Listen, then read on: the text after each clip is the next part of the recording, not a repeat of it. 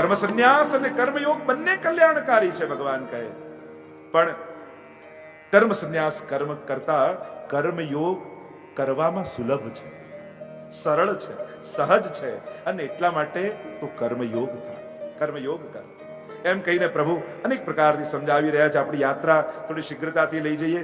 પ્રભુ અનેક પ્રકારથી ઉપદેશ આપી કઈ રીતે કર્મયોગમાં જોડાવાય એની વ્યાખ્યા પરમાત્મા અનેક પ્રકારથી કરે છે. 7મા શ્લોકમાં ભગવાન એ કર્મયોગી કેવો હોય, કર્મ કરવા છતાં કર્મમાં જે લેપાતો ન હોય એવો કર્મયોગી કેવા એના અંદર લક્ષણ હોય એટલે સમજાવતા 7મા શ્લોકમાં પરમાત્મા બોલ્યા, લક્ષણો બતાવ્યા કે જે કર્મ કરતા પણ કર્મમાં લેપાતો નથી. કહ્યું કે જે મનને પોતાના વશ કરીને રાખે છે. મન હંમેશા બીજાનું થવાની કોશિશ કરે. વસ્તુ, વ્યક્તિ, સંજોગ, મન ક્યારે પણ વ્યક્તિની પાસે ન રહે, એ હંમેશા બીજાના ખોળે જવું એને ગમે છે. જોજો કોઈ પણ આવે મન તુરંત છલાંગ મારીને બીજાની ગોદમાં જતો રહે.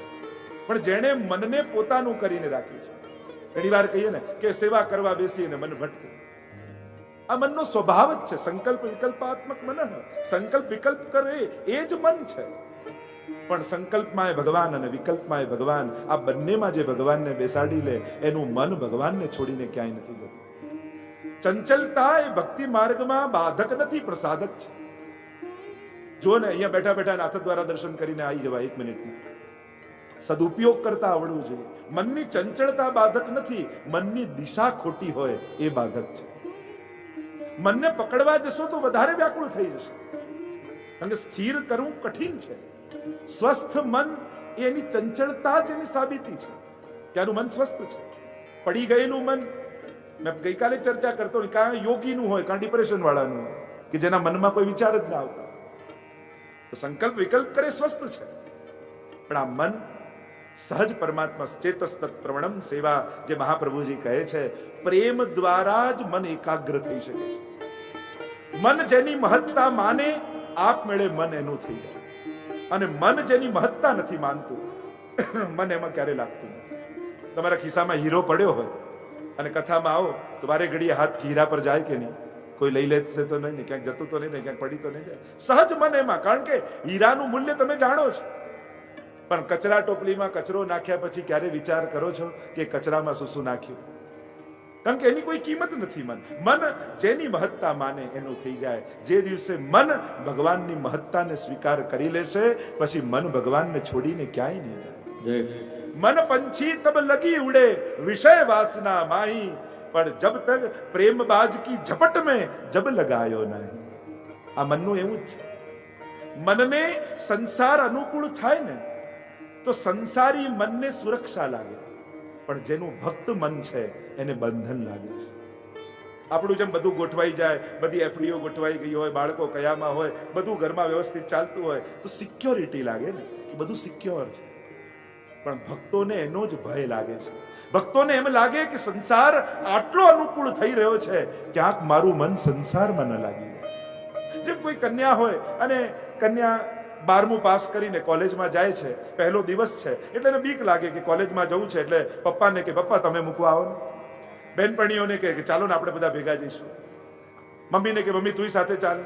બધા આવે તો એને સુરક્ષા લાગે.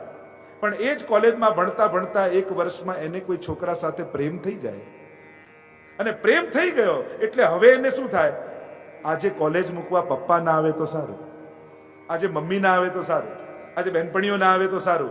જે સુરક્ષા લાગતા હતા એ પ્રેમ થયા પછી બધા જ બંધનકારક લાગવા માંડ્યા. કારણ કે જાકો મન લાગ્યો ગોપાલ સો તાહી ઓર કેસે ભાવેરી, લેકર મીન દૂધ में રાખો જલ બિન સચુ નહીં પાવેરી, જો સુરાર ન ઘૂમી તલત હૈ પીર ન કાહુ જનાવેરી. જેને પ્રેમ થઈ જાય ને એને સંસારની અનુકૂળતાઓ એ બંધન લાગે છે. આ મનનું આવું છે. એને શેમાં સુરક્ષા અને શેમાં પ્રેમ, આ શેમાં બંધન એ સમજાતું જ નથી. અને એટલા માટે આ મન રૂપી વેલને નિયમોની લાકડીમાં બાંધીને રાખો, નહીં તો આ ગમે ત્યાં આડી અવળી જતી રહેશે. કોઈ કુમળી વેલ ઉગી હોય અને કોઈ લાકડી રોપીને બાંધી દે, સાધારણ વ્યક્તિને એમ લાગે કે હમણાં તો વેલ ઉગીને એને બાંધી દીધી. પણ આ લાકડી વેલનું બંધન નથી, પણ એના વિકાસનો આધાર છે. એમ જ મનને જ્યારે નિયમોની લાકડીમાં બાંધો છો, મહાપ્રભુજીને ગુરુની આજ્ઞાની લાકડીમાં બાંધો છો, તો ગુરુની આજ્ઞા એનું બંધન નથી પણ એના વિકાસનો આધાર છે. કે આ લાકડીના ટેકે, આ આજ્ઞાની લાકડીના ટેકે આની ભક્તિની વેલ યોગ્ય દિશાએ વિકાસ પામશે. અને એટલા માટે ઘણી વાર વૈષ્ણવને એવું થાય, આ વાતે વાતે ગુરુની આજ્ઞા લેવા શું જવાનું? પણ આજ્ઞા તમારું બંધન નથી, આજ્ઞા તમારા ભાવની સુરક્ષા છે. અને જ્યારે સુરક્ષા રૂપે આજ્ઞા લેશો ને, ત્યારે આજ્ઞા દ્વારા, કારણ કે તમને આજ્ઞાથી રોજ યમનાષ્ટકના પાઠ કરવા, મનનો શું ભરોસો? મનને તો એમ થાય કે આજે 9 કરું કાલે રજા પાડું. મનને તો એમ થાય આજે 56 ભોગ ધરું પછી અઠવાડિયું કઈ ના ધરું. મન તો આવું જ છે. પણ આજ્ઞા લીધી હશે ને તો એમ થશે, ભલે મન નથી કરતું પણ ગુરુની આજ્ઞા થઈ છે ને એટલે કરવું જ પડશે. આ મન ભક્તિની સુરક્ષા, આ આજ્ઞા ભક્તિની સુરક્ષા છે. એટલે મનરૂપી વેલને આજ્ઞાની લાકડીમાં બાંધીને રાખો. અહીંયા કહ્યું, જેણે મનને વશ કર્યું છે એવા જીવ, જે જીતેન્દ્રિય છે, જેનું અંતઃકરણ વિશુદ્ધ થયું છે, જે પ્રાણી માત્રમાં આત્મભાવને ધારણ કર્યો છે, એવો કર્મયોગી કર્મ કરવા છતાંય ક્યાંય લેપાતો નથી, જે સર્વમાં આત્મભાવ રાખે છે. જે આત્મા તમારી, જો કોઈ ભગવાનમાં માનતો હોય કે ન માનતો હોય, ભલે ને ગમે તેટલો નાસ્તિક હોય, પણ વૈષ્ણવે એના પ્રત્યે ક્યારે દુર્ભાવ નહીં લાવવો. હરિરાયજી તો આપણને શિક્ષણ આપ્યું જ છે, સમજણ આપ્યું જ છે, ઉનકે મન કી વો જાને મેરે મન જગદીશ. વૈષ્ણવ કોઈ પણ ભાવે આવ્યો હોય, એ ભલે લૌકિક વ્યવહારે આવ્યો હોય, પણ આપણે લૌકિક ભાવે નહીં જોવો. આપણે તો એમ માનવું કે મહાપ્રભુજી આના હૃદયમાં બિરાજીને મારા ઘરે પધાર્યા. આયે મેરે નંદ નંદન કે પ્યારે, માલા તિલક મનોહર બાનો ત્રિભુવન કે ઉજિયાર.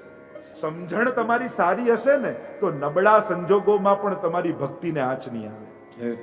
પણ સમજણ ખરાબ હશે તો મંદિરમાં દર્શન ખુલ્લા હશે, ઠાકોરજી સામે બેઠા હશે તો એ ઘરનું ચિંતન ચાલ્યા કરશે. સમજણ નબળી હશે ને તેમ થાય. અને સમજણ સારી હોય તો સંકટના, વિપત્તિના, વિપરીત સંજોગોમાં પણ ઠાકોરજીની કૃપાના દર્શન થયા કરશે. સામે વ્યક્તિ કયો છે, સમજણ સારી હશે તો તમને દુર્ભાવ નહીં થાય, કે સર્વમાં આત્મભાવ રાખે. ઉનકે મન કી વો જાને, એના મનની એ જાણે. આપણી તકલીફ એ છે, સામે જેવો વ્યક્તિ આવે ને એવા આપણે થઈ જઈએ. સામે જો કંજૂસ માણસ મળે તો પેલો કે એ નથી આપતો તો હું શેનો આપું, આપણે કંજૂસ થઈ જઈએ. સામે ક્રોધી આવે તો આપણે ક્રોધી થઈ જઈએ. માણસ પોતાના જેવો રહી શકતો નથી. ગીતા એમ શીખવાડે છે કે જેવા સાથે તેવા નહીં, જેવા સાથે જેવા છીએ એવા રહેવાનું. સાધારણ વ્યક્તિ એમ વિચારે કે જેવા સાથે તેવા, ટીટ ફોર ટેટ. ગીતા એમ કહે જેવા સાથે જેવા છીએ એવા. એ મારા જેવો સારો નથી થતો તો હું એના જેવો ખરાબ કેમ થઈ જાઉં? સદગુણો જ્યાં સુધી આપણા કર્મ બનેલા રહેશે ને ત્યાં સુધી સદગુણોનો પૂરો લાભ આપણે નહીં લઈ શકીએ. સદગુણો આનંદ આપે, સદગુણો શાંતિ આપે. આપણને આપણા સદગુણો ઉદ્વેગ અને અશાંતિ આપે છે. કારણ કે સદગુણો છે પણ સદવિચાર નથી. સદગુણોને કર્મ બનાવીને ન રાખો, સદગુણોને સ્વભાવ બનાવીને. જેમ કોઈ મોંઘું પરફ્યુમ છાંટે અને પરફ્યુમ છાંટે ને નીકળ્યો ઘરની બહાર, એટલામાં સામેથી એનો મિત્ર આવતો દેખાય ને તો એને એમ થાય કે આ સુગંધ એને આવે ને તો સારું, પૂછે તો ખરા કે પરફ્યુમ ક્યાંથી લાવે. મિત્રને એમ થાય કે આને સુગંધ આવે તો સારું, અને ત્યાંથી આગળ નીકળ્યા ને તમારો સૌથી મોટો દુશ્મન તમારી સામેથી આવી રહ્યો છે, અને તમે એમ ઈચ્છો કે આ સુગંધ આને ના આવે તો સારું, તો આવું થાય? જેટલી સુગંધ તમારા મિત્રને આવે એટલી જ દુશ્મનને આવે કે નહીં? એમ જ તમારા સદગુણો તમારા વ્યક્તિત્વની સુગંધ બની જશે ને તો જેટલું મિત્રની આગળ વપરાશે એટલું શત્રુની આગળ પણ વપરાશે. કારણ કે તમારું કર્મ નથી રહ્યા, તમારો શોખ નથી રહ્યા. શોખ કોને કહેવાય? કરવાની ઈચ્છા હોય ત્યારે કરીએ ને ન કરવાની ઈચ્છા હોય ત્યારે ન કરીએ ને શોખ. અને સ્વભાવ કોને કહેવાય? ન કરવાની ઈચ્છા હોય છતાંય જે થાય એનું નામ સ્વભાવ. જેમ કોઈ ક્રોધી સ્વભાવ નો હોય અને ક્યાંક કથામાં સાંભળીને આવ્યો કે દ્વારકેશ્વરજીએ ગીતાજીમાં કહ્યું કે ક્રોધ નહીં કરવો, અને ઘરે આવીને કહ્યું કે આજથી મેં ક્રોધ છોડી દીધો, અને ઘરવાળાએ કહ્યું કે ખરેખર છોડી દીધો? કે આ છોડી દીધો. સાચે છોડી દીધો? આ છોડી દીધો. સાચું બોલો છો? છોડી દીધો? હા ભાઈ છોડી દીધો. કહ્યું ને એકવાર. બસ આનું નામ સ્વભાવ. ન કરવાની ઈચ્છા હોય જતા જતા નામ સ્વભાવ. તો સદગુણો કર્મ નહીં, શોખ નહીં, સ્વભાવ બની જાય તો એ બધાની આગળ સદગુણો ઉપયોગ થાય. તો જે સર્વમાં આત્મભાવ રાખીને રહે છે એના પર પ્રભુ કહે છે એક એને કર્મમાં લેપાતો નથી. આગળ અનેક પ્રકારથી કર્મના સિદ્ધાંતોને પરમાત્મા આગળ સમજાવતા 12મા શ્લોકનું આપણે ચિંતન કરીએ. અને 12મા શ્લોકમાં પ્રભુ આજ્ઞા કરે, જે કર્મયોગી છે કર્મ ફળને છોડી ભગવત પ્રાપ્તિ રૂપ શાંતિને પામે છે એમ કહ્યું. અને સકામ કર્મ કરનારો માણસ આસક્તિમાં બંધાય છે. અને એટલા માટે નિષ્કામ કર્મ કરવું. અને નિષ્કામ કર્મ એટલે સેવા વૃત્તિથી જીવવું. મહાપ્રભુજી એક અદ્ભુત શબ્દ હિન્દુ સમાજને આપ્યો અને એ શબ્દ છે સેવા. જો આપણે ત્યાં મદદ નથી, ઉપકાર નથી, સહાયતા નથી, પણ સેવા શબ્દ છે. કારણ કે મદદ જરૂરત હોય એને કરાય, ઉપકાર દુખી હોય એના પર કરાય, પણ સેવા જેની કરીએ ને એને મોટો માનીએ ને એની સેવા કરાય. કારણ કે કોઈને નાનો માનીને મદદ કરશો તો અહંકાર આવશે, જો મેં આને મદદ કરી. પણ આપણે ત્યાં સેવા શબ્દ એટલે જેની સેવા કરે એને હાથ પગે લાગીને હાથ જોડીએ કે કૃપા કરીને મને સેવાનો અવસર આપો, એનો ઉપકાર માનીએ છીએ. કારણ જો આપણે ત્યાં તો દાન પણ કરો ને તો દાન લેનારને પગે લાગો છો. કેમ? દાન આપનાર મોટો કે લેનાર મોટો? તો કહ્યું કે દાન લેનારને કેમ પગે લાગીએ છીએ? કારણ કે દાન આપનારે એવી વસ્તુ આપી જે લેનારો આ દુનિયામાં મૂકીને જ જવાનો છે, પણ એને દાન સ્વીકાર કરી એને પગે એટલા માટે લાગીએ છે કારણ કે મોટો દાતા એ છે, એને દાન સ્વીકાર કરી તમને પુણ્ય આપ્યા જે આવતા જન્મમાં પણ તમને સુખ આપવાનું છે. એટલે મોટું દાન એનું છે, કારણ કે તમે વસ્તુનું દાન કર્યું, એને સ્વીકાર કરી પુણ્યનું દાન કર્યું. અને આપણા જીવનમાં જે પુણ્ય કરવામાં, સેવા કરવામાં, સત્સંગ કરાવવામાં કોઈ પણ નિમિત્ત બન્યો હોય ને એનો પણ ઉપકાર જીવનમાં ભૂલવો નહીં. જેણે પણ પ્રેરણા આપી હોય, જેણે આપણને એમાં જોડ્યા હોય, જેની પ્રેરણા થકી ઠાકોરજી ઘરે પધાર્યા હોય, એનો ઉપકાર કેમ ભૂલાય? અદેય દાન દક્ષ મહોદાર ચરિત્રવાન. એવા મહાઉદાર અદેય દાન કોઈ ન આપી શકે એવા દાતા અમારા મહાપ્રભુજી છે. કારણ કે દુનિયાને ભગવાન આપે છે, પણ દુનિયાને ભગવાન કોઈએ આપ્યા હોય તો શ્રી મહાપ્રભુજી આપ્યા છે. આખી દુનિયા સુખ માંગવા પ્રભુ પાસે જાય છે, પણ પ્રભુને સુખ જોઈતું હોય તો એ વૈષ્ણવના ઘરે જાય છે. આવો માર્ગ, આવી કૃપા મહાપ્રભુજીએ કરી છે. અને એટલા માટે સેવા શબ્દ મહાપ્રભુજી આપે. મદદ નહીં, ઉપકાર નહીં, પણ સેવા એટલે જેની સેવા કરો એને મોટો માનીને કરો. કારણ એ તમે સેવાનો અવસર આપી તમારા હાથને પુણ્ય આપી રહ્યો છે, તમને સત્કર્મ કરવાનો અવસર આપી રહ્યો છે. એ બિચારો છે ને એને મદદ કરું તો આપણે મોટા થયા, પણ એ મહાન છે, એની અંદર ભગવાન છે, અથવા પ્રભુની સેવા કરો છો. આપણે ત્યાં તો સેવા પણ ગમે તેને મળતી નથી. અને હું તો ઘણી વાર કહું, ભાગ્યશાળીને ભગવાન મળે પણ સૌભાગ્યશાળીને સેવા મળે છે. ભગવાન મળવા એ કઈ બહુ મોટી ઘટના નથી ભક્તિ માર્ગમાં. કારણ કે ભગવાન તો દુર્યોધનને મળ્યા, કંસને મળ્યા, શિશુપાલને મળ્યા, દુશાસનને મળ્યા, બધાને મળ્યા હતા. ભગવાન મળવા મોટી ઘટના હોત તો એ પણ મહાન થઈ જાય. મોટી ઘટના છે ભાવ મળવો, ભક્તિ મળવી.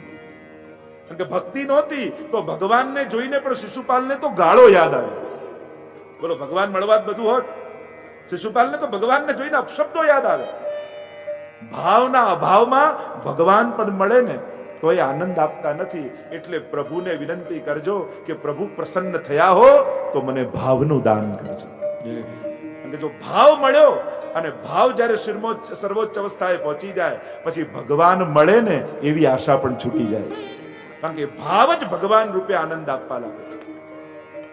એવી અવસ્થા ભક્તની આવી જાય છે. सिर है किसी के कदमों में सिर झुका हो या न हो, अब बंदगी है अपनी फितरत, अब खुदा हो या ना हो. બંદગી જ ફિતરત બની જાય. પછી તો જ્યાં મસ્તક નમાવો ને ત્યાં ઠાકોરજીને એના ચરણ પ્રગટાવવા પડતા હોય છે. ગુસાઈજી ખાલી પરે કહી દે ને તો પરે નામથી પણ ઠાકોરજીને નજીક આવી જવું પડે. એવી બળ, એવી તાકાત ભક્તની શ્રદ્ધામાં આવી જતી હોય છે. તો આમ પ્રભુ સમજાવે છે જે આસક્તિમાં બંધાયો એ પતનને પ્રાપ્ત થાય છે. આગળ પ્રભુ અનેક પ્રકારથી આ યોગને સમજાવતા 18મા શ્લોકમાં આજ્ઞા કરે છે. ભગવાન કહેવા લાગ્યા કે એક જ્ઞાની જે વિદ્યા વિનયને પ્રાપ્ત થયો છે એ બ્રાહ્મણ, ગાય, હાથી, શ્વાન, ચાંડાળ બધાને સમાન દ્રષ્ટિએ જુએ છે. એની આંખોમાં ભેદ નથી હોતો. કારણ કે આકાર જુદા જુદા છે, અંદર તો મારો પરમાત્મા બિરાજે છે. એટલે જ કહ્યું વૈષ્ણવે નાસ્તિક પ્રત્યે પણ અભાવ નહીં લાવવો, કારણ કે એ જાણતો નથી કે એની અંદર પરમાત્મા છે. આપણે તો જાણીએ છીએ ને કે હું જેની સેવા કરું એ પ્રભુ આની અંદર પણ બિરાજે છે. નાસ્તિકને ખબર નથી, ભક્તને તો ખ્યાલ છે. એવો પ્રસંગ આવતો ને કે એક વ્યક્તિ વરસાદ પડવા લાગ્યો અને ઝૂંપડાની નીચે જઈને ઉભો રહી ગયો, અને ઉભો રહી ગયો એને થાય વરસાદ બંધ થાય એટલે હું જાઉં ઘરે. સવાર ગઈ, બપોર થઈ, ભૂખ્યો તરસ્યો ઝૂંપડાના છપરા નીચે ઉભો છે. તો જેનું ઝૂંપડું હતું, જેનું ઘર હતું, એને જોયું કે પેલો વ્યક્તિ સવારથી ઉભો છે ને ભૂખ્યો તરસ્યો ઉભો છે, કંઈ ખાધું પીધું નથી. લાવ એને અંદર બોલાવીને કંઈ ખવડાવી તો દો. અંદર બોલાવે, ભોજન તૈયાર કર્યું, 2 થાળી તૈયાર કરી, થાળી તૈયાર કરી પીરસી અને બંને ભોજન કરવા માટે બેઠા. એટલે જેનું ઘર હતું એને કહ્યું કે ચાલો પહેલા પ્રભુને યાદ કરી લઈએ અને પછી ભોજન કરીએ. પેલો જે બહારથી અંદર આવેલો એને કહ્યું કે હું ભગવાનમાં માનતો નથી, તમારે ભગવાનને યાદ કરવા હોય તો કરો, પણ હું નથી માનતો. પેલો કે તું બહાર ભૂખ્યો તરસો ઉભો હતો, મેં દયા કરીને તને અંદર બોલાવ્યો, તારા માટે ભોજન બનાવ્યું, અને એમ કહે છે કે હું ભગવાનમાં નથી માનતો. આવું કઈ રીતે થાય? અને જો ભગવાનમાં નથી માનતો તો મારે ત્યાં ભોજન નથી, તારું નીકળ મારા ઘર. લોકો તમે કહો તો નીકળી જાવ, પણ હું ભગવાનમાં નથી માનતો તો હું કેમ યાદ કરું? અને પેલો ભૂખ્યો ઉભો થઈ ઘરમાંથી નીકળી ગયો. અને એટલામાં આકાશવાણી થઈને પરમાત્મા બોલ્યા કે તું મારો ભક્ત છું, પેલો મને નથી માનતો, એ 50 વર્ષનો થયો, 50 વર્ષથી હું એને 2 ટંક જમાડું છું અને તું 1 ટંકે ના જમાડી શક્યો. એ મને નથી માનતો તો 2 ટંક જમાડું છું પેટ ભરી, અને તું મારો ભક્ત છે. એને ખબર નથી કે હું એની અંદર છું, તને તો ખબર છે ને કે હું એની અંદર બિરાજમાન છું. તારે તો અભાવ ન લાવવો જોઈએ ને. કહ્યું કે જે બધામાં સમાન દ્રષ્ટિ વાળો છે, સબ દ્રષ્ટિ ને તૃષ્ણા ત્યાગી, પરસ્ત્રી જેને માતરે, વૈષ્ણવ જન તો તેને કહીએ જે પીડ પરાઈ જાણી.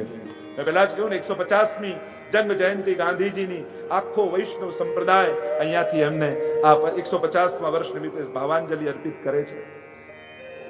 એ સેવા શબ્દને ગાંધીજીએ પણ પ્રયુક્ત કર્યો છે, અને જુદા રૂપે, જુદી રીતે. ક્યાંક વૈષ્ણવી પરંપરાનો એ પ્રભાવ ગાંધીજીને સ્પર્શે, એ વૈષ્ણવી પરંપરાનો પ્રભાવ આપણા સરદાર પટેલ પણ એ પરંપરાના. તમે આખો ઇતિહાસ ભારત વર્ષનો વિચાર કરવા જાઓ તો મોટા મોટા રાજનેતાઓથી લઈ આજના ધનપતિ અંબાણી સુધી શ્રીનાથજીના આશીર્વાદ એમની ઉપર રહ્યા છે. આખા ભારત વર્ષની આ હિન્દુ સંસ્કૃતિના નિર્માણમાં કેટલું અદ્ભુત યોગદાન વૈષ્ણવ સંપ્રદાયનું રહ્યું છે.